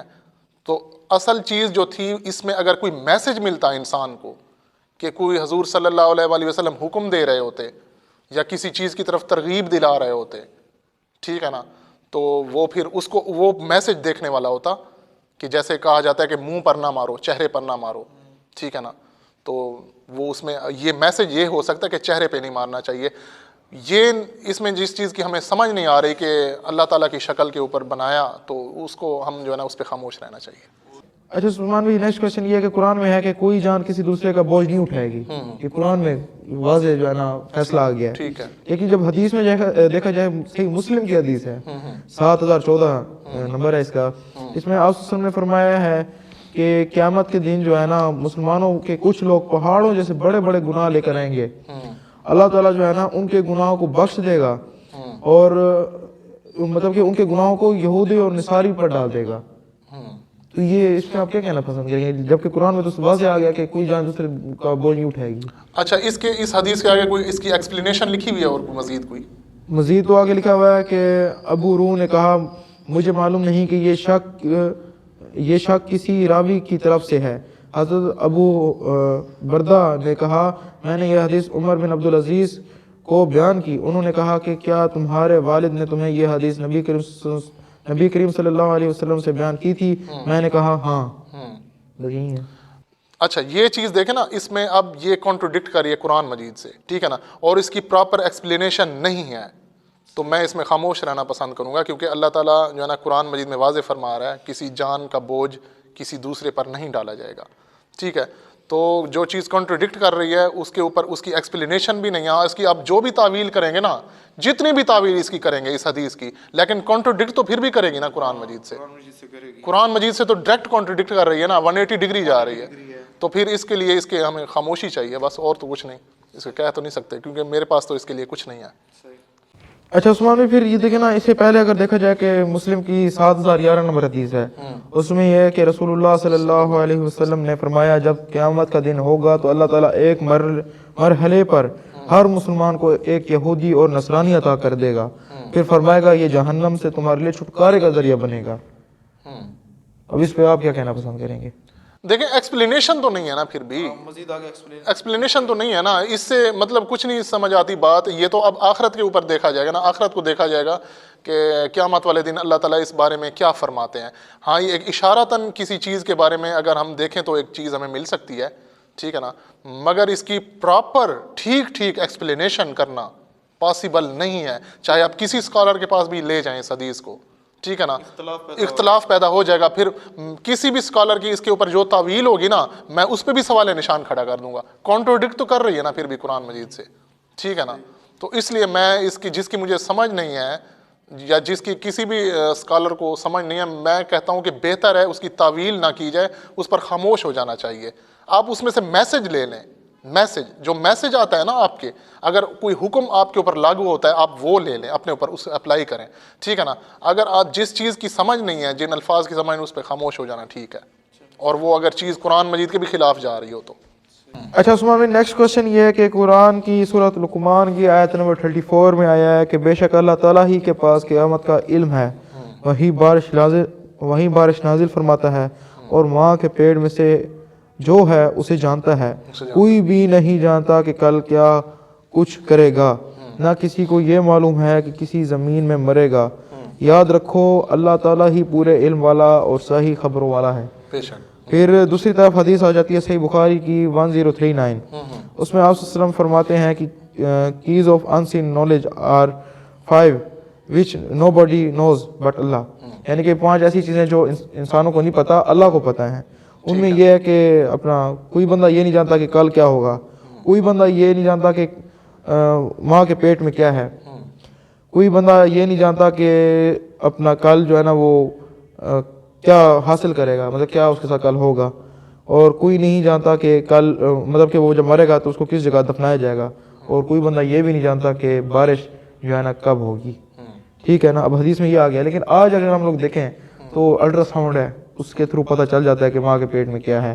بارش کا بھی آج لوگ جو ہے نا وہ کر لیتے ہیں کہ بھئی سیٹلائٹ کے تھرو پتہ چل جاتا ہے کہ یار اگلے دن میں یہ موسم رہے گا، اگلے ویک میں یہ موسم رہے گا.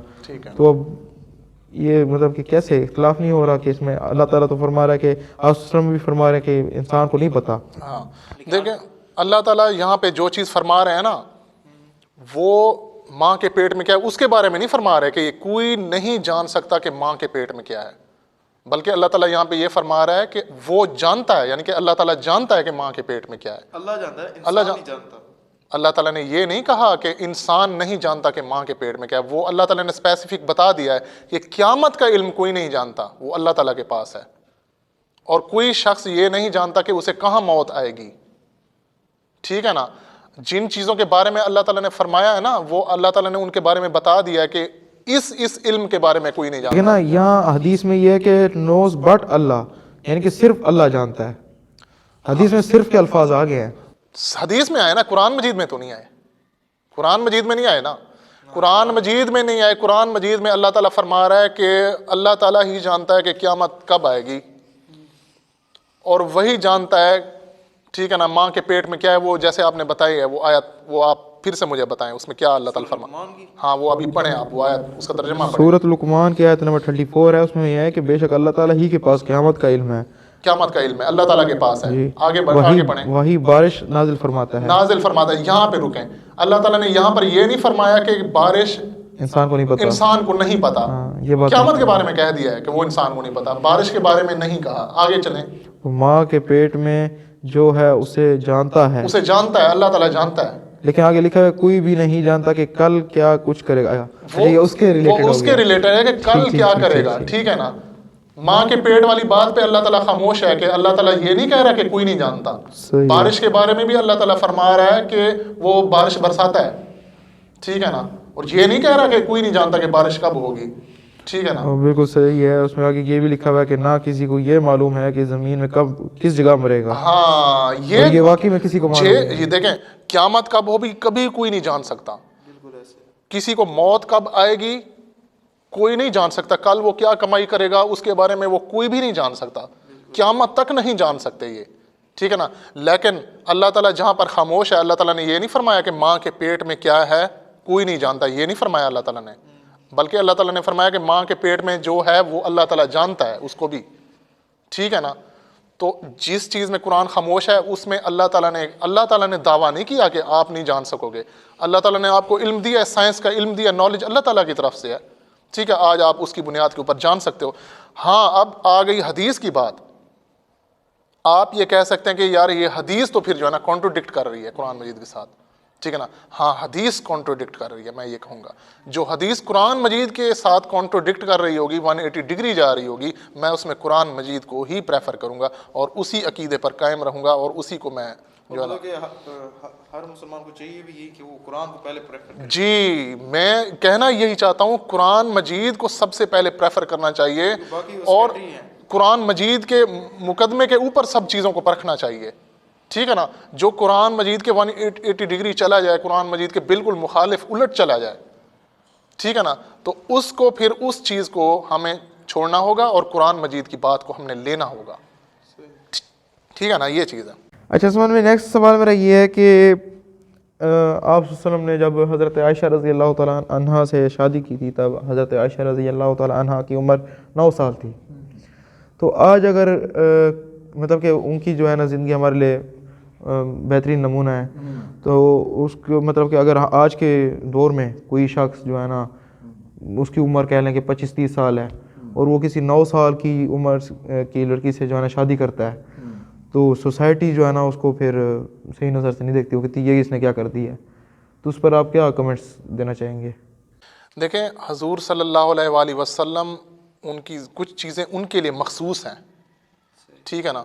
اب ضروری نہیں ہے کہ وہ آپ کے اوپر بھی مطلب اس طرح سے اپلائی ہو سکتی ہوں. ٹھیک ہے نا.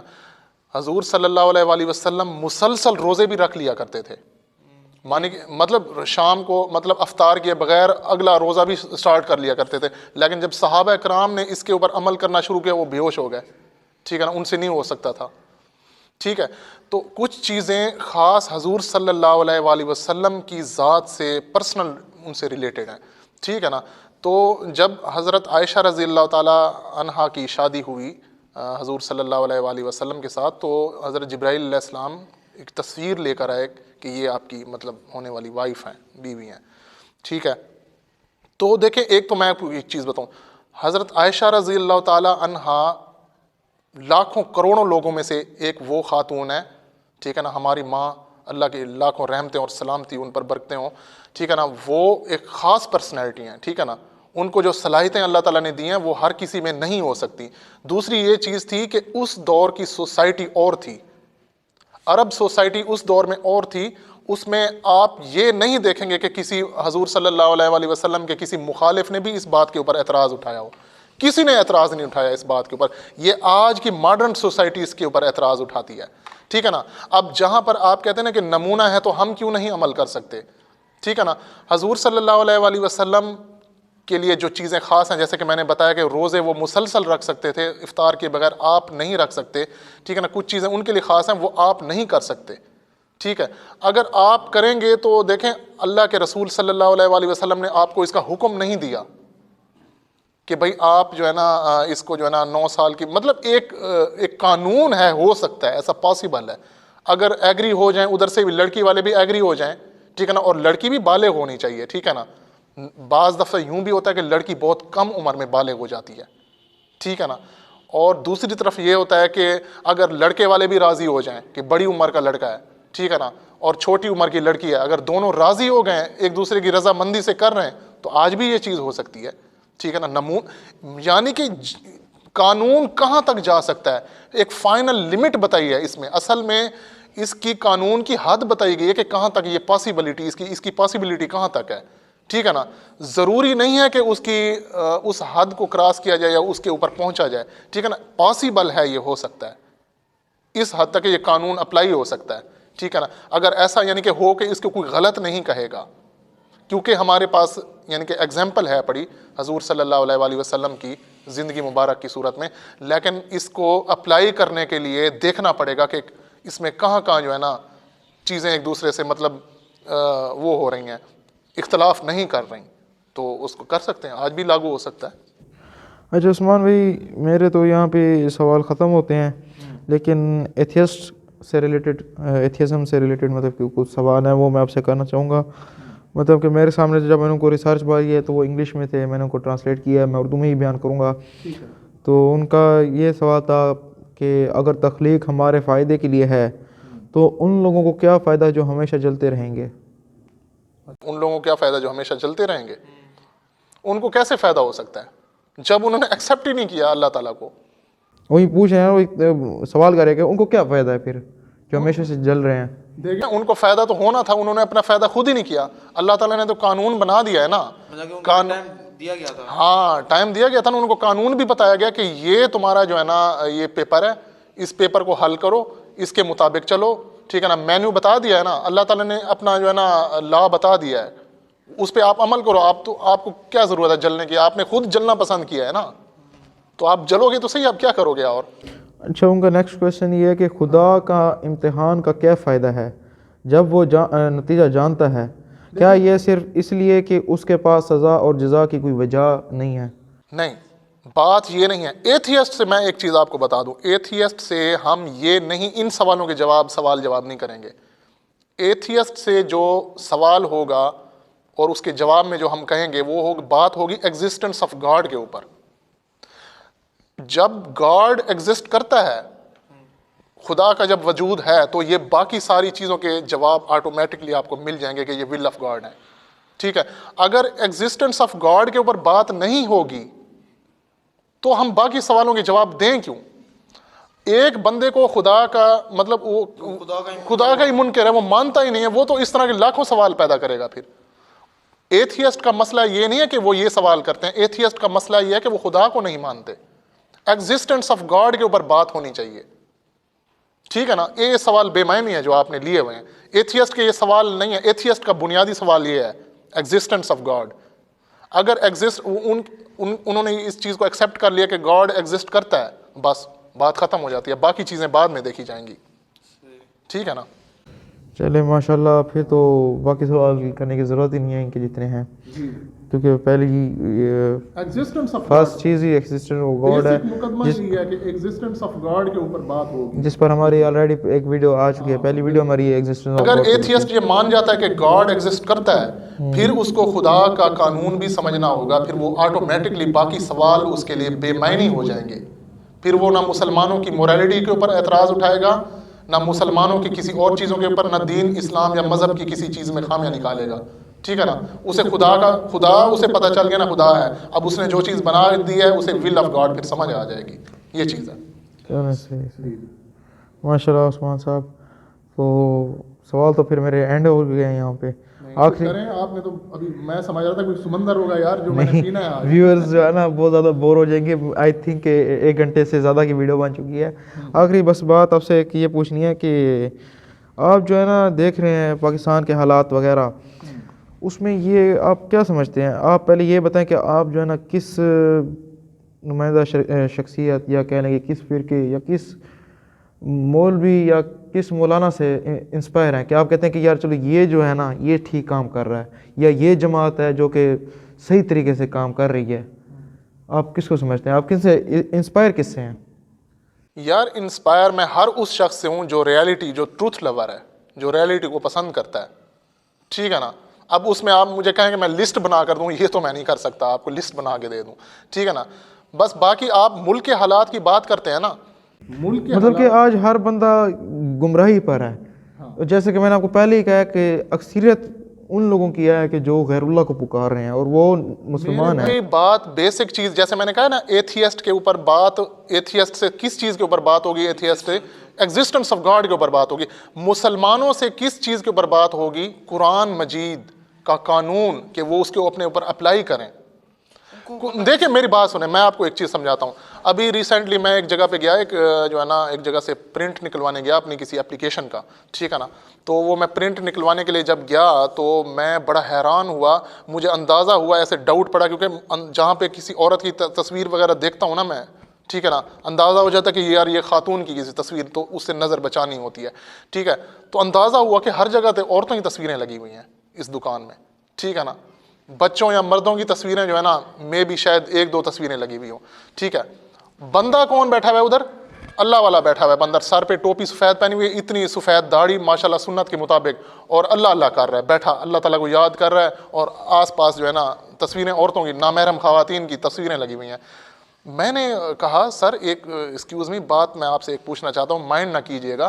دیکھیں ماشاءاللہ آپ تو اللہ والے ہیں، میں کسی لبرل ٹائپ کے بندے کی کسی دکان پہ کھڑا ہوتا، سیکولر کی ٹائپ کسی بندے کی دکان پہ کھڑا ہوتا، چلو میں یہ حیران بھی نہ ہوتا کہ اس نے یہ چیز کی ہوئی ہوتی.